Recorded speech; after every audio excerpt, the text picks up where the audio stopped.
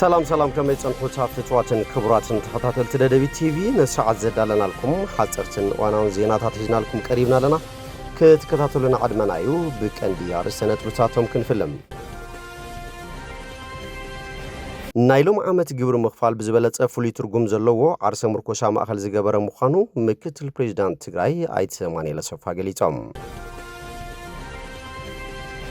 مختن بيراو حدغان كمون حويت ኢንቨስትመንትን ሰብ ሀብትን ትግራይ ማእከል ዝገበረ ግልጋሎት ሓደ ማእከል ተጠናኺሩ ከም ዝቅጽል ተገሊጾም ነጋዶ ከተማ መቀለ ምጅማር ምክፋል ግብሪ እቶት 2018 19 ምክንያት በመግባር ካብ ሸውዓቴን ክፍላተ ከተማ ንስተውጻጹ ስድራስዋት ፍርቂ ሚሊዮን ብር በሐገዝ አበርኪቶም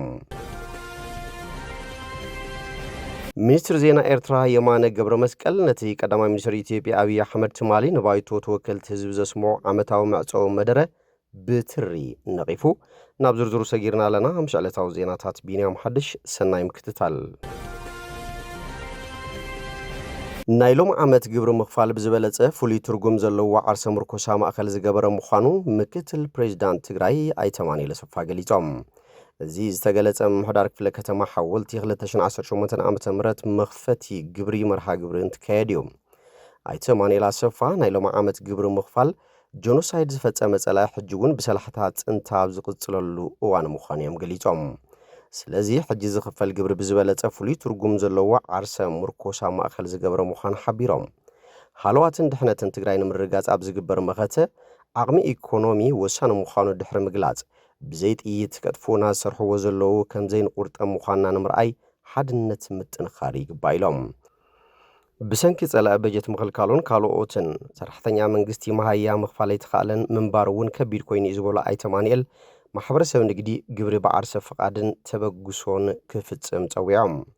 ሎማ ዓመት ዝእከብ እቶት ላዕላውነትናን ተመዛበልትናን ምምላስን ህላው ህዝቢ ትግራይ ንምርጋጽን ፍሉይ ትርጉም ዘለዎ ምዃኑ ዝገለጸ ድማ ሓላፊት በዓል መዝል ልምዓት እቶት ትግራይ ዶክተር ምሕረት በየነን ዶክተር ምሕረት በየነን ዝገለጻ ግብሪ ንዳግመ ህንጸትን ሕውየትን ትግራይ ብዝብል መሪሕ ሓሳብ ሎሚ 1 ሐምለ 2018 ዓ.ም ኣብ ክፍለ ከተማ ቀዳማይ ወያነ ኣብ ዝተኻየደ መጀመር ስነ ስርዓት እዩ ሓላፊ ክፍለ ከተማ ቀዳማይ ወያነ አይተ ሃይላይ ገብረ ገርግስ ክፍለ ከተማ ቀዳማይ ወያነ ልዕሊ 9895 ነጋዳይ ዝሓቆፈት ማእከል ስሕበት ንግድን ፖለቲካን ዝኾነትን ልዕሊ 1.3 ቢልዮን ብር ኣብ በጀት 2018 ዓ.ም ግብሪ ዝተኣከበላ ክፍለ ከተማ ምዃና ገሊጾም ህሉ ኩነታት ብጉቡእ ብምርዳእ ውሽጣዊ ዓቕምና ኣሕይልና ክንሰርሕን መኸተ ህዝቢ ትግራይ ድማ ዓውት ክኸውንን ካብቲ ኣቲናዮ ዘለና ጸገም ዘውፅእ ዓርሰ ምርኮሳ ምህናጽ የድሊ ዝበሎ አይተ ሃይላይ ከፋላይ ግብሪ በጊዜ የለን መንፈስ ኣብ ዝሓፀረ መዓልቲ ክኸፍል ጻውዒ ተቕሪቦም ከንቲባ ምሕዳር ከተማ መቐለ አይተ ሃይላይ አረጋዊ ብወገኖም ናይሎም ዓመት ግብሪ ህዝቢ ትግራይ ኣብ ከቢድ ምንባርን ዘይምንባርን ሓደጋ ህልውና ኣብ ዘለሉ ኩነታት ኮንካ ዝእከብ ብምዃኑ ፍሉይ ከም ዝገብሮ ገሊጾም መኸተ ክዕወት ኮይኑ ውሽጣዊ ዓቕምናን ዓርሰ ምርኮሳናን ክነጠናኽር ይግባእ ብምባል ዝእከብ ግብሪ ብመንጽር ህልውናን ድሕነትን ቃኒና ብሄራዊ ክብርታት ትግራይ ብዝምልስ መልክዑ ተሓሳቢ ጌርና ብዘይ ምንጥብጣብ ብቕንዕና ኣብ ግልጽነትን ፍትሓውነትን ዝተመስረተ እቶት ክንእክብ ይግባእ ኢሎም ህዝቢ ትግራይ ልዕሊ ኩሉ ትርጉም ሰላም ተረዲኡ ንሰላም ይብህግን ይጽዕርን ኩናት ጸሊኡ ንምትራፍ ዝሰርሕ ህዝብን ኢሎም ሓላፊት በዓል መዝል ልምዓት እቶት ትግራይ ዶክተር ምሕረት በየነ ብወገነን ሕጂ ንእክቦ ግብሪ ላዕላውነትና እንረጋግጸሉ ተመዛበልትና እንምልሰሉ ዓርሰ ምርኮሳ እንረጋግጸሉ ክኸውን ከም ዝግባኤን ተዛሪበን ሎሚ ዝካየድ ምኽፋል ግብሪ ፍትሓውን ተማጣጣንን ኣከፋፍላ ግብሪ ንኽህሉ ብዕቱብ ከም ስራሕ ብምምልኻት መላእ ማሕበረሰብ ንግድን ሰሙያን ድማ እቲ መደብ ንምዕዋት ዜግነታዊ ግቦኦም ክዋጽኡ ተላብየን መኸተን ብሄራዊ ሓደጋን ከምኡውን ሕውየት ኢንቨስትመንትን ሰብ ሃብትን ትግራይ ማእከል ዝገበረ ግልጋሎት ሓደ ማእከል ተጠናኺሩ ከም ዝቕጽል ተገሊጾም እዚ ዝተገለጸ ቦርድ ኮሚሽን ኢንቨስትመንት ትግራይ ኣብ ዝገበርዎ ዘተ እዩ ኣካብቲ ቦርድን ምክትል ፕሬዝዳንት መንግስቲ ትግራይ አይተ ማንኤል አሰፋ ከም ዝገለጽዎም ኮሚሽን ኢንቨስትመንት ትግራይ ናብ ስርዓት ከኣቱ ብስም ኢንቨስትመንት መሬት ወሲዶም ናብ ተግባር ዘይኣቱ ከጽንዕ ኣሰራርሓ ናጻ ቀረጽ ተጸኒዑ ስርዓት ክሕዝ ኮሚቴ መኻሪ ቦርድ ኢንቨስትመንት ክጣየሽ ከም ዝግባእ ኣመላኺቶም ካልእ ተበጻሕነት ምቹው ኣሰራርሓን ምርግጋጽን ስርዓት ምትእንጋድ ጥርዓንን ክፍተሽ መጽናዕቲ ጸጋታት ኢንቨስትመንት ትግራይ ተኻይዱ ትግራይ ዘለዎ ሃብቲ ምልላይ ኢንቨስትመንት ንምስፍፋሕ ምቹው ባይታ ምፍጣር ከም ዝግባእን ሓቢሮም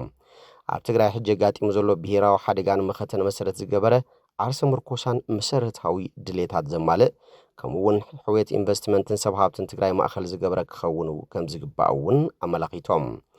ኮሚሽን ኢንቨስትመንት ትግራይ ድማ ኢንቨስትመንት ዝምልከት ኩሉ ስራሕቲ ንምክያድ ዝተጣየሸ ምዃኑ ድሕሪ ምሕባር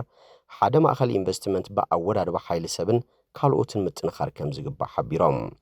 በዚ ቢልካ ድማ ኢንቨስትመንት ትግራይ ምዕባይ ዕድል ስራሕ ምፍጣር ስግር ቴክኖሎጂ ምስፋሕን ካልኦትን ምርጋጽ ከም ዝግባዮም ገሊጾም ኣባላት ቦርድ ኮሚሽን ኢንቨስትመንት ትግራይ ብወገኖም ኣብ ትግራይ ብሹም ኢንቨስትመንት መሬት ወሲዶም ክሳብ ሕጂ ዘየልምዑ ማሽናት ሒዞም ክሳብ ሕጂ መሬት ዘይተዋሃቦም ካብ ቀረጽ ናጻ ንብረት ከእትዉ ድጋፍ ደብዳቤ ተዋሂብዎም ክንደይ ከም ዘእተዉ ክሳብ ሕጂ ኣብ ስራሕ ካብ ዘሎ ኢንቨስትመንት ዝመርሑ ዘሎን ብጽሒቱን ካልኦትን ክጽናዕ ከም ዝግባእ ገሊጾም ቦርድ ኮሚሽን ኢንቨስትመንት ትግራይ እውን መምርሒ ከውፅእ ምሕደራን ቁጽጽርን ክትትልን ድጋፍን ክገብር ትጽቢት ከም ዝግበር ኩሎም ስራሕቲ ድማ ካብ ህዝቢ ውድብ ሕወሓትን መንግስትን ኮይኑ ኣቕምታት መኸተ ምእካብ ቁልፍ መደብ ገይሩ ክስራሕን ከም ዝግባእ ገሊጾም ነጋዶ ከተማ መቐለ ምጅማር ምኽፋል ግብሪ እቶት 2018-19 ምኽንያት ብምግባር ካብ 7 ክፍላተ ከተማ ንዝተውጻጹ ስድራ ስዋኣት ፍርቂ ሚልዮን ብር ብሓገዝ ኣበርኪቶም እቶም ካብ 7 ክፍላተ ከተማ ዝተውጻጹ 100 ስድራ ስዋኣት ንሕድሕዶም 5,000 ብር ብድምሩ 500,000 ብር ተበርኪቱሎም ኣብቲ ዝተገበረ ሓገዝ ተረኺቦም መልእኽቲ ዘሕለፉ ከንቲባ ከተማ መቐለ ኣይተ ሃይለ ኣረጋዊ ሎም ዕለት ሓምለ 1 2018 ዓ.ም ኣብ ከተማ መቐለ ዝተጀመረ መርሃ ግብሪ ምኽፋል ግብሪ እቶት ተስፋ ዝህብን ጸገማትና ብውሽጣዊ ሃብትናን ምፍታሕ ዘለና ዓቕሚ ዘመላኽትን ክብሉ ገሊጾም ነጋዶ ከተማ መቐለ ምኽፋል ግብሪ ከም ዜግነታዊ ሓላፍነቶም ተቐቢሎም ምስ ምኽፋል ግብሪ ጎናጎኒ ስድራ ስዋኣት ምሕጋዝ ኣካል ሕውየት ትግራይ ገይሮም ብምውሳድ ንዘበርከቱ ኣስተዋጽኦ ኣመስጊኖም ሓገዝ ተገበረሎም ስድራ ስዋኣት ብወገኖም ነጋዶ ከተማ መቐለ ብዓርሶ ተበግሶ ስድራ ስዋኣት ክሕግዙ ዝጀመርዎ ክያዶ ብምንኣድ ገበርቲ ሰናይ ትካላት ሰብ ሃብትን ዲያስፖራን ትግራይ ካብ ዝተረዲኦም ኣሰሮም ክስዕቡን እዚ ዕድል ዘይረኸቡ ካልኦት ወገናት ድማ ቆላሕታ ክግበረሎምን ተላብዮም ሚኒስትር ዜና ኤርትራ የማነ ገብረ መስቀል ነቲ ቀዳማይ ሚኒስትር ኢትዮጵያ አብይ አሕመድ ቱማሊ ንባይቱ ተወከልቲ ህዝቢ ዘስምዑ ዓመታዊ መዕጾብ መደረ ብትር ነቒፉ ኣይተ የማነ ኣብ ኤክስ ኣብ ዘስፈሮ ጽሑፍ እቲ ኣብ ኢትዮጵያ ዘሎ ገዛእ ሰልፊ ዝኽተሎ ዘሎ ዘይርጉዕ ፖሊሲታት ኣብ ቀርና ኣፍሪቃ ክሰፍን ዝግባእ ዘላቒ ሰላምን ምርግጋዕን ኣብ ሓደጋ ዝእቱ ኮይኑሎ ክብል ገሊጾም እቲ ሚኒስትር እቲ ኣብ ስልጣን ዘሎ ሰልፊ ኣብዚ ናይ ልዕሊ 2 ዓመታት ጉዕዞ ኣብ መንጎ ክልተ ኣዝዮም ዝተረሓቑ መርገጽታት ክወሳወስ ከም ዝጸንሐ ድማ ገሊጾም እቲ ፓታምኪን ኢሉ ዝጽውዖ ሰልፊ ብሓደ ሸነኽ ላዕላዊ ኣፍ ደገ ባሕሪ ንምርካብ ብወታደራዊ ጎስጓስን ተጻብኦን ክገብር ከም ዝጸንሐን በቲ ካልእ ወገን ድማ ርእሱ ከም ግዳይ ውሽጣውን ግዳማውን ውዲታት ገይሩ ከቕርብ ከም ዝፈተነን ኣመልኪቱም እዚ ናይ ኤርትራ ምላሽ ዝመጸ ቀዳማይ ሚኒስትር አብይ አሕመድ ኣብቲ ትማሊ ኣባይቱ ዘስምዖ መደረ ንኤርትራ ሕወሓትን ሱዳንን ብሓባር ብምጥቃስ ኣይኮነንዶ ሻዕብያ ወያነን ሱዳንን ካልኦት እውን ተተወሰኹ ላዕላውነት ኢትዮጵያ ቅንጣብ እንትኹን ስግኣት የብሉን ክብል ድሕሪ ምግላጹ እዩ አብይ ኣብቲ ዘስምዖ መደረ ሕወሓት ምስ መንግስቲ ኤርትራ ብምትሕባር ንኢትዮጵያ ንምውራር ይዳለሎ ክብል ዝወቐሰ ኮይኑ መንግስቱ ግን ነዚ ሓይሊ ንምምካን ዘኽእለ ዓቕሚ ምክልኻል ይሃንጽ ከም ዘሎ ብምግላጽ ነቲ ቀደም ዝሰርሐ ዝኣረገ ስልቲ ሕጂ ክጥቀመሉ ምፍታኖም ረብሓ የብሉን ክብል ተዛሪቡ ሚኒስትር የማነ ኣብቲ ዞባ ዘሎ ዘየድልን ክውገድ ዝኽእልን ወጥሪ ብሰንኪ ንኢትዮጵያ ዝመርሕ ዘሎ ሰልፊ ዝኽተሎም ዘሎ ሸለልትነት ዝመልኦም ፖሊስታት ከም ዝኾነ ብምጥቃስ ምስ ሱዳን ዘሎ ምስሓብ ካብቲ ትገዛእ ሰልፊ ንፍሉያት ሓይልታት ወጻእ ብምእዛዝ ኣብ ቤንሻንጉል ጉሙዝ ንሓይልታት ዳዕመ ሰሪዕ ሚስጥራዊ ማዓስከርን ወታደራዊ መደበርን ብምፍቃዱ ዝመጸ ክብል ገሊጹ እዚ ክስ እዚ መንግስቲ ሱዳን ንኢትዮጵያ ንሕቡራት ኢማራት ዓረብን ኣብ ኩናት ሱዳን ጣልቃ ኣትዋሏ ብምባል ብተደጋጋሚ ክኸሶን ዝጸንሐ ዘዘክር እዩ በቲ ካልእ ሸነኽ ድማ ቀዳማይ ሚኒስትር አብይ ሓይልታት ትግራይ ንመንእስያት ኣብ ሱዳን ናብ ዝካየድ ዘሎ ኩናት የሰጋግሩን ከም ገላ ይሽየጡን ኣለዉ ክብል ዝኸሰሰ ኮይኑ መንእስያት ትግራይ ብዘይፈልጥዎ ምኽንያታት ህይወቶም ይስእኑ ኣለዉ ክብል ይገሊጹ ነይሩ እቲ ውዕል ፕሪቶርያ ብዘይምትግባሩ ዝተመዛበሉ ወገናት ናብ መረበቶም ዘይምምላሱ ንትግራይ ዳግማይ ናብ ዕፅዋ ይመልሳሎ ኢሉ ንመንግስቲ ኢትዮጵያ ዝወቅስ ሕወሓት ብዛዕባ እዚ አብይ አሕመድ መንእስያት ይሸጡ ኣለዉ ዝበሎ ክሲ ዛጊድ ዝተዋሃበ መልሲ የለን እዚ ከምዚ ኢሉ እንከሎ ሚኒስትር ጉዳያት ወጻኢ ሱዳን ነቲ ቅድሚ ሕጂ ብሚኒስትር ጉዳያት ወጻኢ ኢትዮጵያ ዝቐረበ ክስታት ሙሉእ ብሙሉእ ውዱቕ ገይርዎ ነይሩ እዩ እቲ ሚኒስትሪ ብ6 ግንቦት 2026 ቋፅራ ፈረንጂ ዝውፅኦ መግለጺ ኢትዮጵያ ካብ ውሽጣዊ ቅልውላዊ ኣቓልቦ ህዝቢ ንምጥምዛዝ ዝፈጠረቶ ምስምስዩ ክብል ከሲሱ ሚኒስትር የማነ ገብረ መስቀል እቲ ምስ ሶማሊላንድ ብምስጥር ዝተፈረመ መዘክር ምርድዳእ ዝሕጋውን ሸለልትነት ዝመልኦን ስጉምቲ ምዃኑ ብምግላጽ ንውዕላትን ስትራቴጂያዊ ስምዓትን ሕብረት ኣፍሪቃን ኢጋድን ከምኡውን ላዕላውነትን ግዝኣታዊ ሓድነትን ሃገራት ዝምልከት መሰረታዊ ኣህጉራዊ ሕግታት ዝጠሓሰ እዩ ክብል ገሊጹዎም ቀጺሉ ትገዛእ ሰልፊን ልዕሊ 2 ዓመትን መንፍቕን ኣንጻር ኤርትራ መርዛምን ታሪኽ ክልውጥን ዝደሊ ፖሊሲ ክኽተል ከም ዝጸንሐ ገሊጹም ብዛዕባ እቲ ውዕሊ ፕሪቶርያ ንምፍሻል ዝዓለሙ ሓይልታት ዝብል ክሲ ቀዳማይ ሚኒስትር ኣብይ ኣሕመድ ዝመለሰ ሚኒስትር የማነ ውዕሊ ፕሪቶርያ ንኤርትራ ዝምልከት ከም ዘይኮነን ሙሉእ ብምሉእ ውሽጣዊ ጉዳይ ኢትዮጵያ ምዃኑን እዩ ኣስሚሩሎም